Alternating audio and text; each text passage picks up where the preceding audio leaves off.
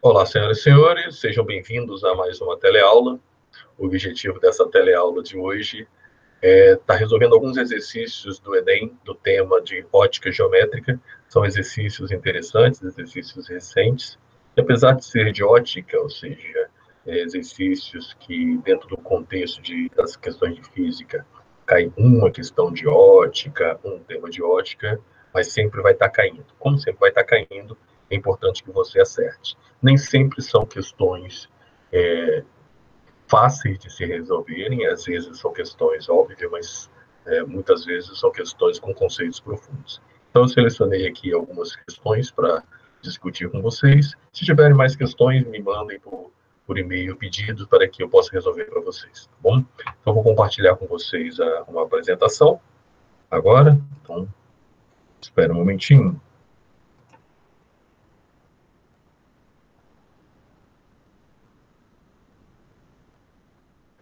Então, compartilhando aqui com vocês a tela sobre resolução de exercícios Enem de ótica geométrica. Então, selecionei alguns exercícios para que a gente possa discutir. O primeiro deles é o exercício do ano passado, do Enem PPL 2019, muito interessante. Deixa eu colocar um contador laser aqui. Do Enem PPL 2019, fala o seguinte: a figura mostra, de forma esquemática, uma representação comum em diversos livros e textos sobre eclipse. Aqui, então, é uma figura sobre eclipse. Apenas analisando essa figura, um estudante pode concluir que os eclipses podem ocorrer 2 vezes a cada volta completa da Lua em torno da Terra. Então, por, por essa figura, e lembrando um pouco o que seria o eclipse, você teria o Sol aqui do lado esquerdo, o Sol, como está muito distante, então os raios solares em paralelos, e a Lua dando volta em torno da Terra. Existem 2 tipos de eclipse, o eclipse solar e o eclipse lunar. O eclipse solar acontece quando a Lua entra na frente da Terra, fazendo uma sombra na Terra. E o eclipse lunar ocorre quando a Lua entra atrás da Terra, fazendo com que a sombra da Terra tape a Lua. Então, por essa figura, e vendo o ciclo lunar, né, que é o tempo que a Lua demora para dar uma volta na Terra, e esse tempo é de 4 semanas, então cada semana de 7 dias seria 1/4 desse ciclo lunar. Então, para ela dar meia volta, seriam 2 semanas.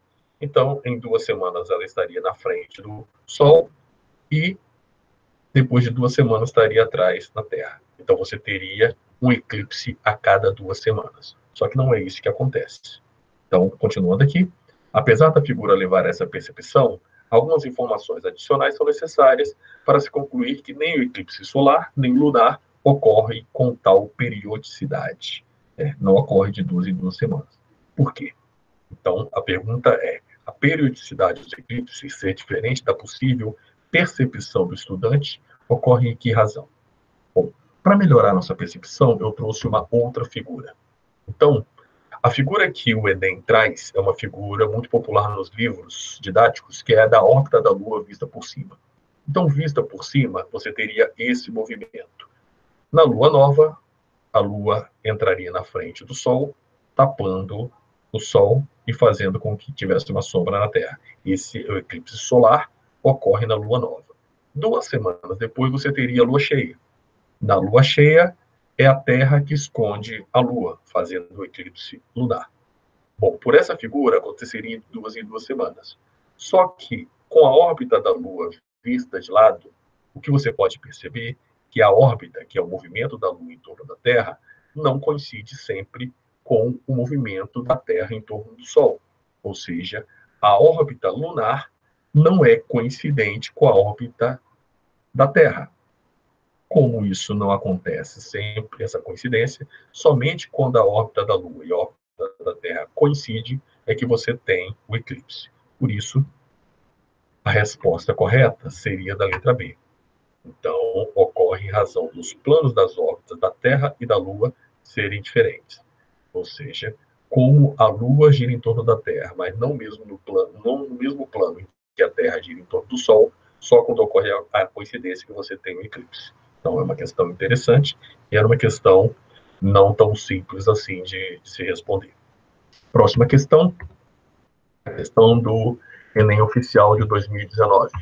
Fala o seguinte: A maioria das pessoas fica com a visão embaçada ao abrir os olhos debaixo d'água. Mas há uma exceção, o povo Moken, que habita a costa da Tailândia. Então, se você não sabia que o povo Moken, que habita a costa da Tailândia, consegue enxergar debaixo d'água, eu também não sabia, o Enem também serve para isso. Essa característica se deve principalmente à adaptabilidade do olho e à plasticidade do cérebro, que significa que você também, com algum treinamento, poderia enxergar relativamente bem debaixo d'água. Então, se você quiser enxergar bem debaixo d'água, com algum treinamento, como o povo Moken fez, você conseguiria. É o que diz esse estudo. Bom, estudos mostraram que as pupilas de olho de indivíduos Moken sofrem redução significativa debaixo d'água.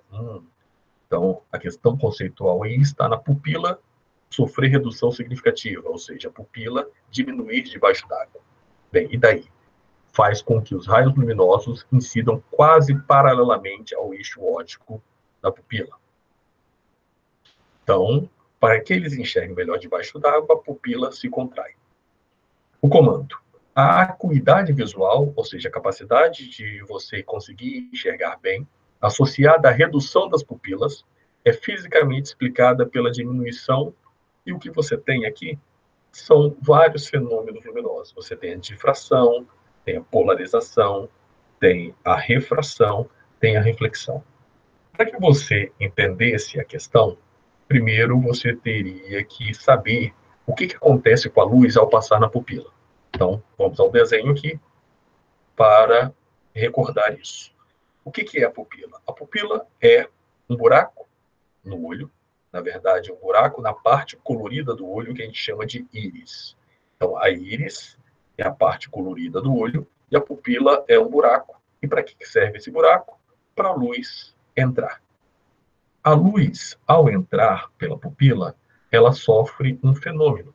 Qual é o fenômeno de mudança de meio? Hein? Muito bem, refração. Então, o que acontece com a luz ao passar por dentro da pupila é uma refração. Isso já nos ajuda muito, porque já elimina a difração, porque não é isso que acontece, já ilumina a polarização, porque não é isso que acontece, e tampouco a reflexão, já que o que ocorre seria a refração. Mas também há uma diminuição na intensidade luminosa. Por que é uma diminuição, perdão? Por que é uma diminuição na intensidade luminosa? Porque como a pupila vai se contrair, vai entrar pouca luz. Mas, ora, entrando pouca luz e chegando pouca luz na retina, não seria por isso que você veria melhor. Portanto, a resposta, mesmo que você não conhecesse do povo Moken, mesmo que você tivesse dificuldade em saber a resposta correta, por eliminação dos fenômenos, se você soubesse qual é o fenômeno principal que ocorre quando a luz atinge uma pupila. Se você lembrasse que era refração, você poderia ir mais rápido na letra D, né? Que a diminuição do desvio dos feixes luminosos refratados no interior do olho. Mas por que ocorre essa diminuição do desvio, dos desvios luminosos? Porque, como o texto falou, com a pupila contraída, os raios que mais entram são raios paralelos. E aí você teria que lembrar, isso aqui também está escrito em algum lugar aqui, ó. Os raios luminosos incidem quase paralelamente ao eixo óptico da pupila. Então você deveria lembrar que quando um raio atinge paralelamente uma superfície, ele não sofre desvio. Então, não sofrer desvio, ele entra direto e ilumina a retina. Então, é isso que acontece. Por isso, a resposta correta seria a resposta da letra D. Tudo bem? Vamos para a próxima? Próxima questão, Enem Libras, de 2017, fala o seguinte. Um experimento bastante interessante no ensino de ciência da natureza constitui escrever palavras em tamanho bem pequeno, está escrito aqui, felicidade, quase ilegíveis a olho nu, em um pedaço de papel, cobri-lo com uma régua de material transparente. Em seguida, pinga-se uma gota d'água sobre a régua na região da palavra, conforme mostrado na figura, que apresenta o resultado do experimento. Então, o resultado do experimento é que a felicidade aumentou com a gota caindo aqui na na régua. Então, essa gota serviu como uma lente de aumento, uma lupa. Então, a gota adquire o formato de uma lente e permite ler a palavra de modo mais fácil em razão do efeito de ampliação. Então, primeiro você deveria lembrar, né, de uma lupa e qual seria o tipo de lente de uma lupa. Então, o tipo de lente de uma lupa é uma lente convergente. Mas não foi essa a pergunta. O tipo de pergunta aqui, do tipo de lente, seria em relação ao formato da lente. Então, vamos relembrar. As lentes convergentes, elas podem ser biconvexas, convexas dos dois lados, plano convexa ou côncavo convexo. Já as lentes divergentes podem ser bicôncavas, plano côncava e convexo côncava. Nós já sabemos que uma gota d'água serve como uma lente de aumento, é uma lente convergente. Agora, nessa outra figura, você tem uma gota d'água num vidro de janela. Então, essa gota d'água no vidro de janela tem um formato que seria semelhante, ao plano convexo. Então, a resposta correta seria a letra C. Uma gota d'água numa régua tem um formato plano convexo. Bom, resposta correta, letra C. Próxima questão. Questão do Enem PPL 2015 fala o seguinte: o avanço tecnológico da medicina propicia o desenvolvimento de tratamento para diversas doenças, como as relacionadas à visão. As correções que utilizam laser para o tratamento da miopia são consideradas seguras até 12 dioptrias, ou seja, 12 graus. Então, para corrigir miopia até 12 graus, você usa o laser. Bom, dependendo da espessura e curvatura da córnea, porque você vai ter que cortar a córnea. Para valores de dioptria superiores a esses, ou seja, superiores a 12 graus, então imagine que 12 graus de miopia já é muito. Acima de 12 graus já é um outro tratamento. O tratamento é chamado de implante de lentes intraoculares. Ou seja, você implanta uma lente dentro da sua córnea. Essas lentes são conhecidas como lentes fásicas, LF, e são implantadas junto à córnea, antecedendo o cristalino. Lembrando que o cristalino é a lente do olho. Então, você coloca uma lente na frente de outra lente. Sempre precisa ser removido, formando a imagem correta sobre a retina. Então, você aqui tem 3 símbolos: LF da lente fástica que você colocou, C de cristalino e R de retina. O comportamento de um feixe de luz incidido no olho que possui um implante de lentes fásticas para correção do problema de visão é esquematizado por... Então, você tem um esquema aqui, e para que você entenda o esquema, você tem uma lente que você colocou, o cristalino e a lente a retina. Bom, para responder essa questão, primeiro você teria que saber o que ele está querendo. Ele está querendo corrigir uma miopia. Então, qual é a lente que o míope usa? Então, era a primeira pergunta que você tinha que fazer. Lembrando a piada, porque eles usam lente divergente e não de ver bicho. Então, o míope usa lente divergente, por isso ele não pode ir no zoológico. Bom, como o míope usa lente divergente, você deveria lembrar qual é o comportamento da lente divergente. Então, a lente divergente espalha a luz. Portanto, voltando na figura, a luz, ao passar por uma lente fácil, deveria espalhar. Na letra A, ela não espalha, sai paralelo. Na letra B, ela espalha, pode ser a letra B. Na letra C, ela converge ao passar pela lente fástica.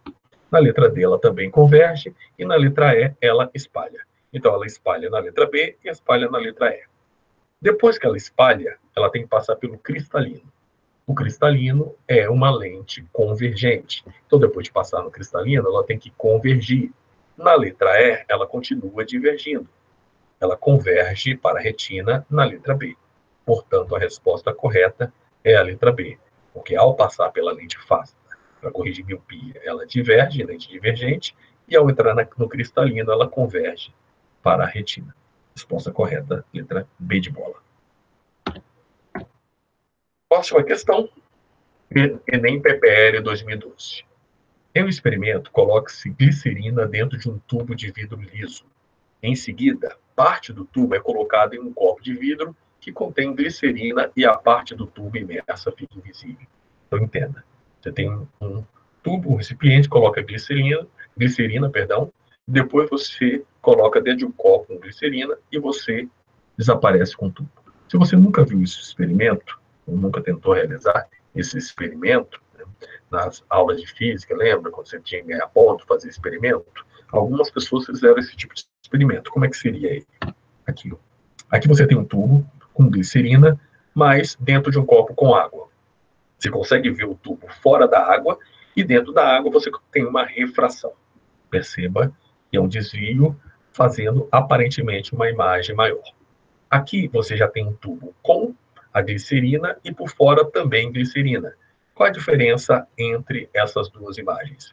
Você percebe que, nesse caso, você não consegue enxergar o tubo. Por quê? Porque você tem vidro e glicerina. Aqui você tem vidro e água. Então a diferença está entre a água e a glicerina, ou entre o vidro, a água e a glicerina. Aqui ocorreu uma refração. Aqui não ocorreu? Ocorreu. Porém, não tão nítida. Se não é nítida, isso significa... O que é refração? Refração ocorre quando há uma mudança de meio. E o que é uma mudança de meio? Mudança de meio é quando você tem dois objetos com índices de refração diferentes. Então, o índice de refração que vai estar mostrando uma mudança de meio. Apesar de você ter mudado de meio do vidro para a glicerina, se você não enxerga essa refração, como você está enxergando aqui, é porque o índice de refração da glicerina e do vidro são iguais. Ou seja, não ocorreu o desvio, não ocorreu essa refração. Então, desse modo, a resposta que você deveria procurar aqui seria em relação ao índice de refração. Porém, você não vai encontrar essa resposta. Não vai encontrar uma resposta falando de índice de refração. Mas você vai encontrar a resposta na letra D, que é que a velocidade da luz é a mesma no vidro e na glicerina. E aí, qual é a conclusão? Se não ocorreu o desvio, porque o índice de refração é igual, isso significa que na mudança de meio do vidro para a glicerina, não houve mudança na velocidade. Então, a resposta correta seria a da letra D. Percebam que os exercícios que eu selecionei para vocês não são exercícios tão fáceis assim. São exercícios conceituais, mas que o conceito é mais profundo. Então, deixa eu tirar aqui um pouquinho.